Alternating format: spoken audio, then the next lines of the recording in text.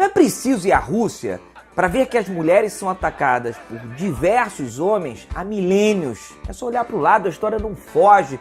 Você quer exemplos? Então vamos lá. Alzira Soriano se tornou a primeira prefeita eleita no Brasil e na América Latina. Foi em Lages, no Rio Grande do Norte. Você deve estar pensando, pô, que maravilha, hein? Que conquista, que baita conquista. Se ela não tivesse que enfrentar xingamentos do tipo mulher pública é prostituta. O adversário vazou da cidade com vergonha da derrota. No começo do século XX, havia diversas revistas e jornais, bota publicidade aí no meio, dedicados a explicar às mulheres como elas deveriam se portar em casa, como elas deveriam ser melhores donas de casa. Isso era endossado pela Constituição de 1916, que exigia que a mulher assumisse a condição de companheira do marido nos encargos de família. Você sabe o que isso significa. Não precisa ir à Rússia. Em 1922, desafiando o pensamento patriarcal, a pintora Georgina de Albuquerque fez esse quadro. A mulher se tornava a líder de um encontro político impensável nesse período. Essa obra foi muito criticada, foi considerada ofensiva. Claro que outras pessoas ainda bem consideraram revolucionária. Somente 10 anos depois, em 1932, as mulheres finalmente puderam votar.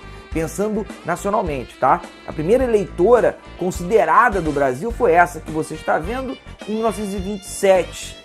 Até chegar em 1932 não foi fácil, não. Em 1910 começou uma intensa luta no Rio de Janeiro com a professora Leolinda Daltro, que tinha criado o Partido Republicano Feminista. Em 1922, a bióloga Berta Lutz fundou a Liga para a Emancipação Internacional da Mulher.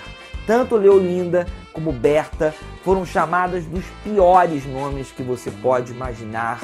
Como que as mulheres estavam querendo independência, como as famílias brasileiras iriam viver sem as mulheres. Como? Não é preciso ir à Rússia, não. A turma fala que Getúlio que avançou com as garantias do voto feminino em 1932, mas esquece que o próprio, um ano antes, tentou limitar a participação das mulheres. Só viúvas e solteiras, com rendas próprias, e mulheres que tivessem liberação dos maridos poderiam votar. A grita foi tanta que em 1932 foi liberada a participação para todos os gêneros a partir dos 21 anos de idade.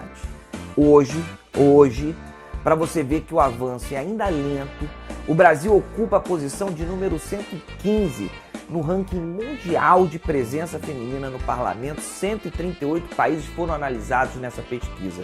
Carlota Pereira de Queiroz foi a primeira deputada eleita em 1934. Foi eleita pelo estado de São Paulo. Conservadora e rica, Carlota viu de perto, de muito perto, o preconceito. Chegou ao limite de ser xingada, de ser chamada de canhão. Piadinha inocente, né? Quase não rola hoje em dia. Não é preciso ir a 1934. Não é preciso ir à Rússia, só olhar para o lado, como também não é preciso de muito esforço para entender que os direitos no casamento sempre foram desiguais. Há 100 anos, o homem que decidia se a esposa podia ou não trabalhar. Se não tivesse liberação, esquece. Em 1915, aqui no Brasil, após o casamento, o marido mandava nos bens da esposa. Isso significa fazer obras, alugar e até vender. A grana ia para o bolso de quem? Chuta aí, de quem mandava. O que não faltam são exemplos de mulheres que serviram de moedas para reis conseguirem mais poder, para famílias aumentarem suas áreas de influência. Vamos trazer aqui para a nossa realidade. Dona Leopoldina, imperatriz do Brasil, não se casou com Dom Pedro I por amor, que estava apaixonada. Foi negócio. Foi por causa de negócio. Ah, Thiago, mas nessa época era muito normal. Há quem defenda isso até hoje, meu caro, minha cara, quando luta contra o relacionamento da filha com alguém que não esteja no perfil imaginado.